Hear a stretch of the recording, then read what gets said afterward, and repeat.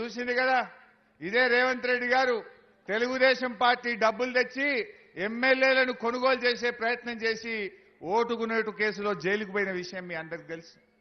దాంట్లో నన్ను ప్రాసిక్యూట్ చేయొద్దు, నన్ను లోపలేయొద్దు ఓ అని హైకోర్టు నుంచి సుప్రీంకోర్టు దాకా పోయిండు.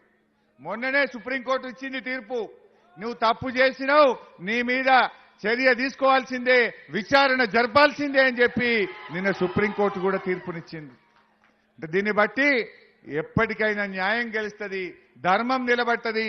నువ్వు తప్పు చేసినావు, నిన్ను చర్య తీసుకోవాలి, నిన్ను కోర్టులో నిన్ను ఖచ్చితంగా విచారించాల్సిందే అని చెప్పి సుప్రీంకోర్టు కూడా నిన్న తీర్పునిచ్చింది.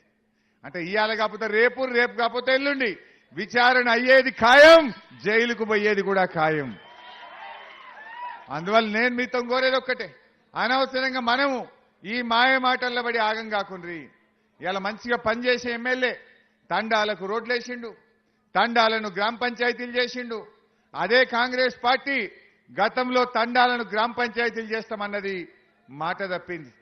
కానీ ఇలా కేసీఆర్ గారు ఈ రాష్ట్రంలో 3000 తండాలను గ్రామ పంచాయతీలు చేశారు.